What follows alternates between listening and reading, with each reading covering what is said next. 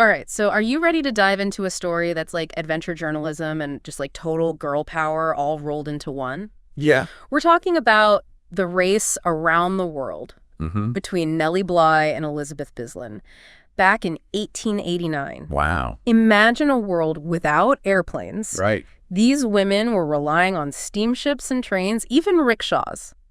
It's amazing, isn't it? What's really fascinating is that it wasn't just some random travel challenge. This was a direct response to Jules Verne's book, Around the World in 80 Days. Oh, of course, yeah. Everyone was obsessed with that book. But the real twist is these two women, they weren't just trying to recreate the journey. Yeah. They were set on beating the fictional Phileas Fogg's time. Yeah. And we're not just talking about any two women here. This is Nellie Bly and Elizabeth Bisland, both like successful journalists, at a time when Victorian society was like, ladies, you should stay home. Oh, yeah, totally. Why do you think they decided to take on such a risky and audacious challenge? Well, it was a whole mix of things, I think. Yeah. On a personal level, both Bly and Bisland were incredibly ambitious, driven. They wanted to prove themselves. Yeah. Not just as women, but as capable people. Right. In a field that was totally dominated by men. But there's also this deeper social context going on at the time. Okay. It was the late 19th century, and you had the rise of the new woman. This was a cultural ideal that was all about challenging Victorian constraints and advocating for more autonomy and opportunities for women. So their journey was about more than just beating a fictional record. Oh, for sure. It was like a statement, pushing boundaries, expanding what was possible for women. Exactly. Yeah. It's amazing how their personalities really shaped their approaches to the race. Right. So Nellie Bly was already like a famous investigative journalist. Yeah. She was known for exposing the horrible conditions in a women's mental asylum. Right. She went undercover for that, didn't she? Exactly. She went undercover. Yeah. And at the time, she was working for Joseph Pulitzer's New York World when she pitched this wild idea. Can you imagine? Pulitzer must have been like, wait, what? Yeah. When she told him not only could she do it, but she could do it faster than a fictional man. Yeah. It must have been an interesting conversation. Definitely. Here's this fearless, determined woman saying, I'm going to travel the world alone in record time, and I'm going to write about it for your newspaper. It's pretty incredible. Did he hesitate at all? Oh, you bet he did. But Bly was known for her tenacity. She argued that this would be huge publicity for the world. Yeah. And in the end, it was her determination that won him over. So on November 14th, 1889, Nellie Bly sets off from New York Harbor on the Augusta Victoria heading east. Wow. And she packed light, too, prioritizing practicality over luxury. Yeah. She was all about speed. Speed, yeah.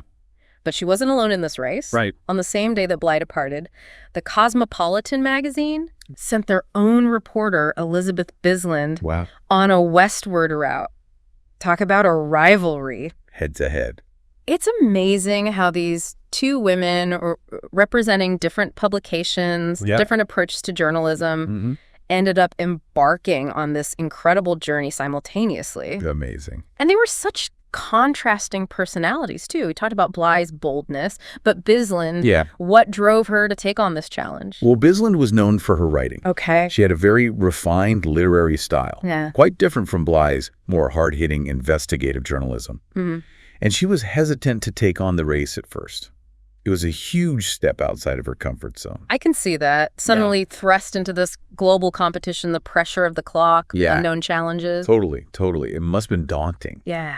But Bisland, like Bly, had this incredible inner strength. Yeah. She recognized what an amazing opportunity this was for herself and what it represented for women. Yeah. And so she embraced the challenge. Yeah. And that very same day, she boarded a train leaving New York, heading west. So you have these two incredible women, both super talented journalists, setting off on this like unprecedented race around the world. Unprecedented. What were their journeys actually like?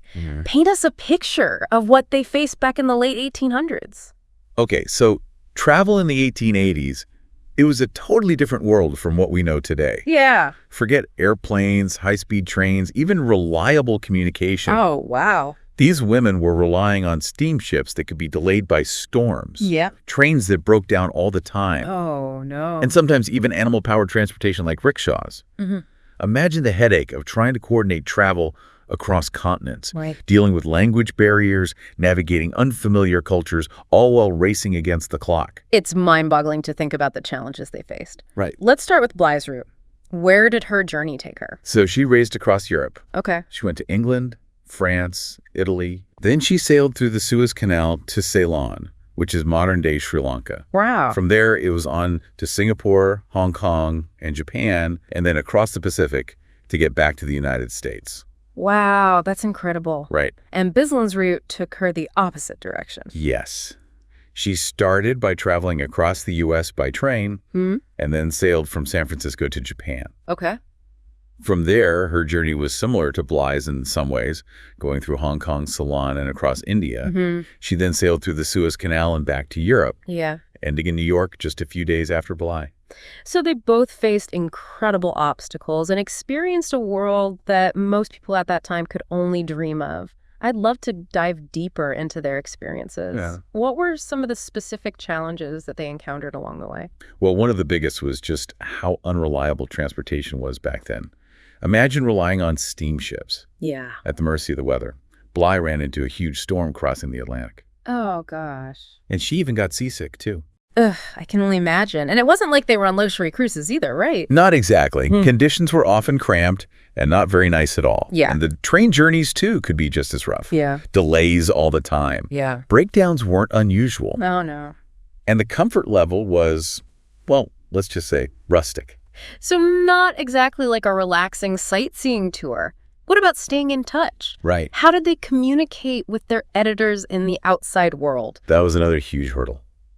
Telegraphs were the main way to communicate over long distances back then. Yeah. But they weren't exactly everywhere, and they weren't reliable either. Right. Messages could be delayed, lost, even mistranslated. Can you imagine trying to file a story on deadline when you're relying on a telegraph operator who might not even speak English? Oh, that sounds so stressful. Incredibly. And on top of that, they were navigating these cultures and customs that were completely foreign to them. Exactly. This is a time when global travel was still pretty uncommon. Yeah. Especially for women. Bly and Bisland were encountering languages and customs and social norms that were so different from what they were used to. Right. They had to adjust really quickly, Yeah. rely on their own resourcefulness, and sometimes even challenge social conventions just to get by. Did those cultural differences affect their experiences at all? Oh, absolutely. Yeah. Or shape their writing. Yeah, I'm curious about that. Yeah. Bly, because she was so focused on speed, she often kind of skimmed the surface of the places she went to. Her writing's more focused on the logistics of her journey, Yeah. the people she met along the way, Yeah. her determination to beat Bisland. Stay ahead, yeah. Yeah, but Bisland, with her more relaxed pace and eye for detail, Yeah. she really got into the culture she encountered. Yeah. Her writing's full of these rich descriptions of landscapes, people, the sights and sounds. Oh, wow. It's like reading a travel journal and a race chronicle all at once. That's so interesting, the contrast. It really shows how their personalities and journalistic styles shaped their experiences. And even though Bisland was more relaxed, she still finished just 4 days behind Bly. Right. Don't be fooled by her elegant writing. Yeah. Bisland was just as determined and resilient as Bly. Yeah. She had her own delays and setbacks.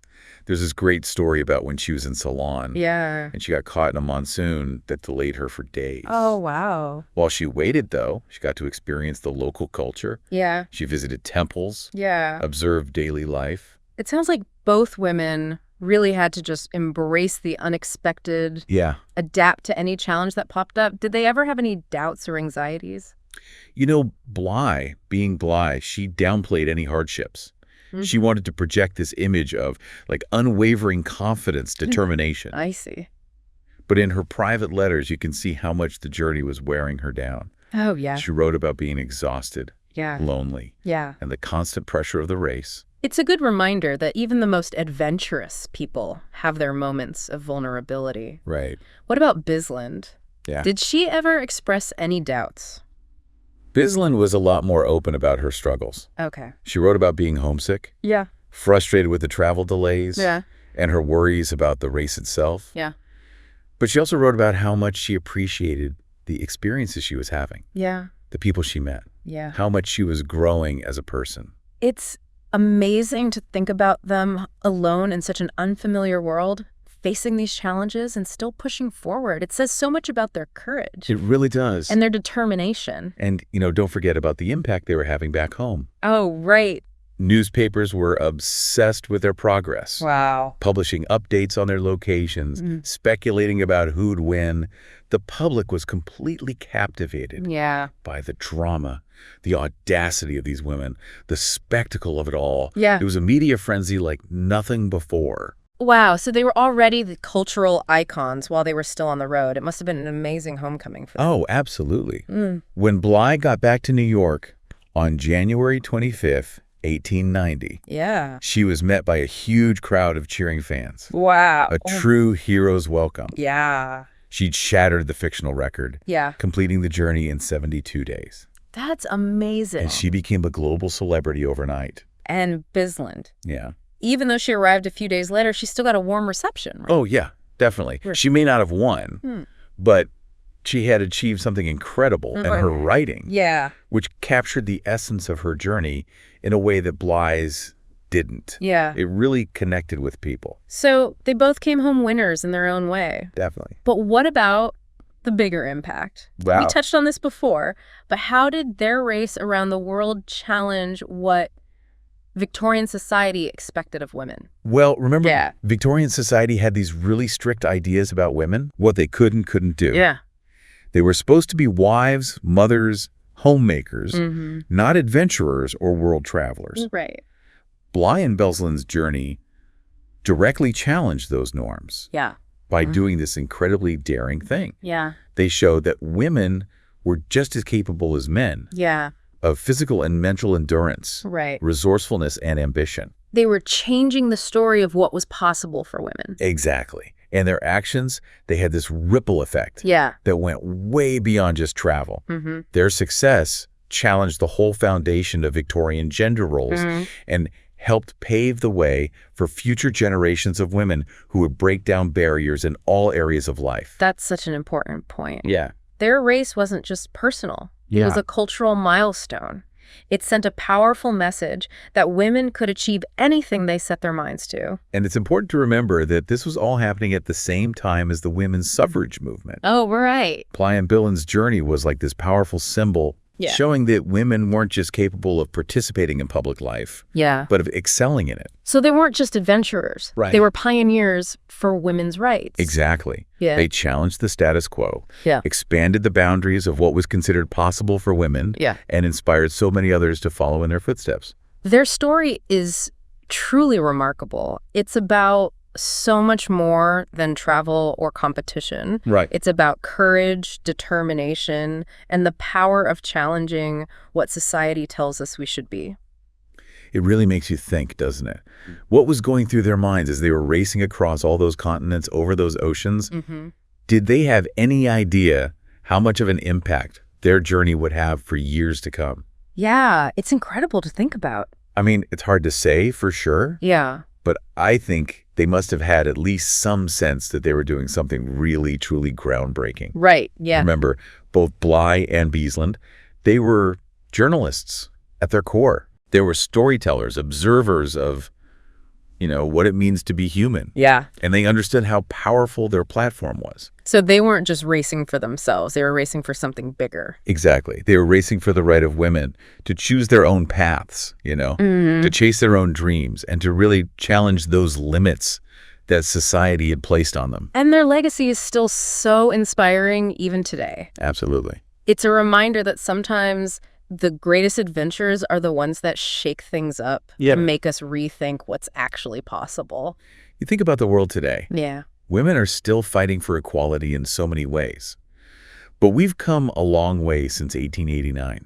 Oh, definitely. And part of that progress, it has to be because of the courage and determination of women like Bly and Bisland, who dared to dream big and push those boundaries of what was considered acceptable for a woman. Their story shows how powerful individual actions can be. Yeah. And what kind of ripple effects they can have on society as a whole. Absolutely. And it's not just about those huge, grand gestures or global adventures. Yeah. It's about those little everyday acts of courage, the small steps we take outside our comfort zones. Yeah.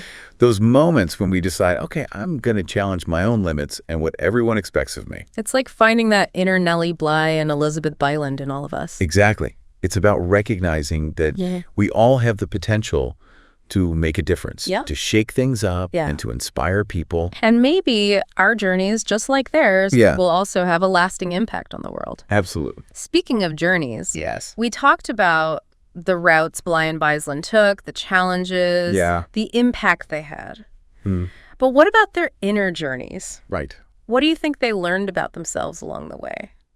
That's a great question. Yeah. I think both of them discovered this, like resilience, this strength they might not have even known they had. They faced setbacks, went through difficult times, navigated all this unfamiliar territory, all while being in the global spotlight. Right. They were really pushed to their limits. Oh, totally. Yeah. Both physically and mentally. Yeah. And they came out of it completely transformed. And I imagine they also gained a much deeper understanding of the world and how complex it is. Right. Remember, this is back when global travel was pretty rare for anyone. Yeah. Bly and Bisland had this amazing opportunity to experience different cultures, talk to people from all walks of life, and really broaden their perspectives in a way that most women at that time couldn't even dream of. It must have been an incredible education, not just about places and cultures, but also about themselves. Oh, absolutely. And I think it fueled their passion for making the world a better place, too. Bly, especially, became a real advocate for women's rights and social reform after her trip. She used her newfound fame to speak out against injustice and inspire people to make a difference. So their race around the world, it wasn't just a physical journey. It was about personal growth and transformation. Yeah. It shaped who they became and influenced all the work they went on to do. Exactly. And, you know, it reminds us that sometimes the most profound journeys are the ones that take us far outside what we're used to. Yeah. And force us to confront our own limits and what we believe to be true. It's about embracing the unknown, pushing ourselves, and discovering that strength and resilience we didn't even know we had. Right. And then using all those experiences, all those lessons to make a positive impact on the world. What a powerful message. And it's still so relevant even over a century later. It's a reminder that we all have that potential for greatness, for adventure, for making a real difference. It's about embracing that spirit of exploration, pushing boundaries, never settling for things as they are. So, as we wrap up our deep dive into this incredible story of Nellie Bly and Elizabeth Bisland, I want to leave you with one last thought. Okay. What impossible thing are you inspired to tackle? What boundaries are you ready to push? What adventures are out there waiting for you? Because just like Bly and Bisland proved, the world's full of possibilities. Yeah. And it's up to each of us to define our own adventures and create our own legacies. Thank you so much for joining us on this trip back in time and for letting us share this incredible story of Nellie Bly and Elizabeth Bisland.